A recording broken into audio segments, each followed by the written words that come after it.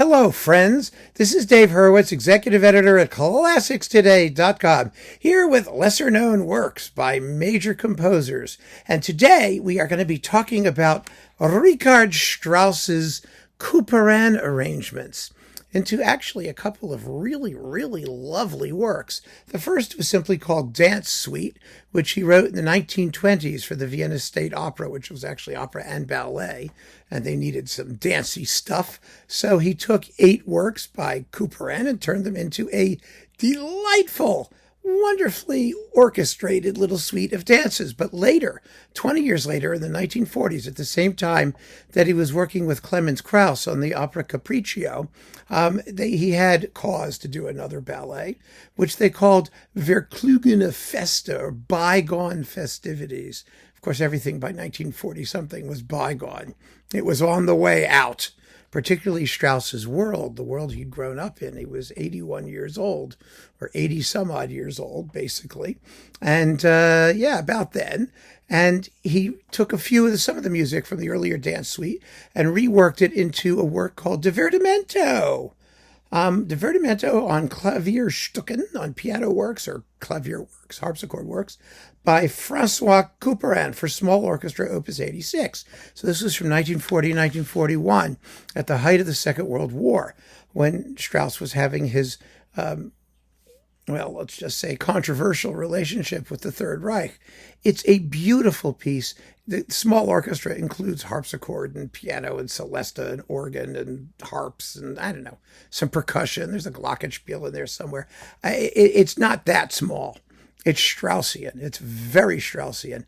And some of the movements involve slamming together groups of pieces by Couperin. There's a lot of music in this work. It's about 36 minutes long. It's pretty serious. And the interesting thing about it, actually, for me, is that it is part of, but on the other hand, not part of, the neoclassical trend that overtook 20th century music. Strauss was a wholehearted participant in that because he was a Mozart guy.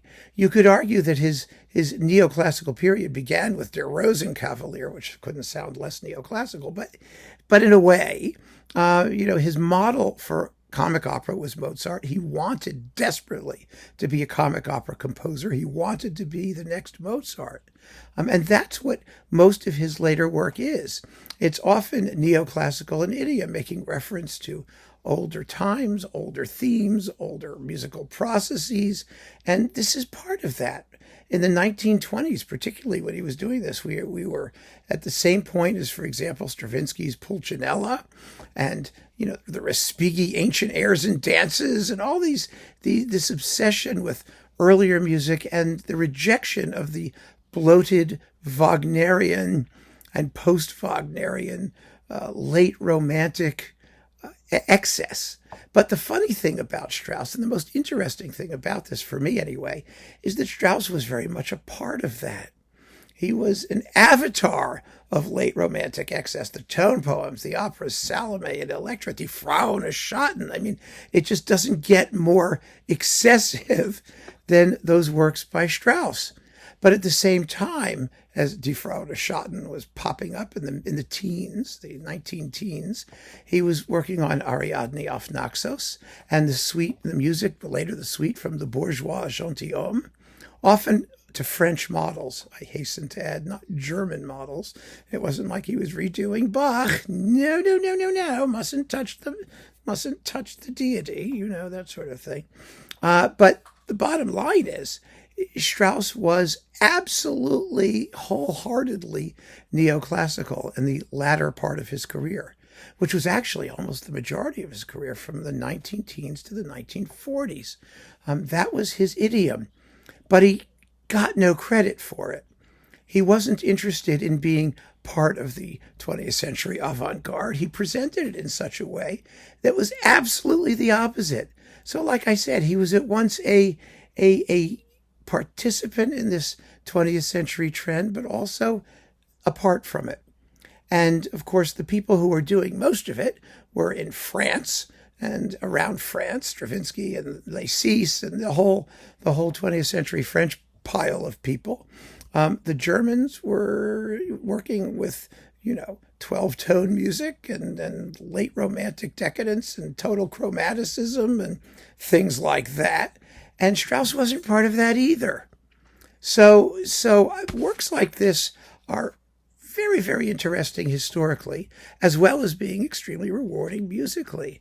They are hard to pigeonhole and worth thinking about because it says a lot about the relationship between the artist, his times, wider cultural trends, what was really going on in the musical world. Now, of course, a lot of what was happening in German music in the day has been pretty roundly, I wouldn't say not necessarily discredited, because great works are great works. It doesn't matter what style they were written in, but the schools of thought, the aesthetics of the time, and of course all of it being completely warped by the Nazi interregnum in the 1930s and 40s. German music was a mess. let's be very simple about it. And through it all was Strauss, sort of marching to his own drummer on the one hand, but also very cognizant of what was going on and enthusiastically a part of a lot of what was happening at the same time. Fascinating. Historically fascinating, and musically just wonderful, witty, delightful, enjoyable music. This recording is with the New Zealand Symphony Orchestra under Ewan Merkel, but the Divertimento has been recorded actually quite a few times. Kempe did it as part of that big Strauss box that he did, and there are several other performances and recordings, and my goodness, it's worth getting to know these little pieces by Strauss. So if you think Strauss is only, Zarathustra and Ein Heldenleben until Eulenspiegel and Salome and Elektra and Der Rosenkavalier and, big, huge, bloated, excessive, romantic hog wallows, give this a shot. I think it will quite surprise you very pleasantly. So keep on listening, friends. Thanks for joining me. Take care.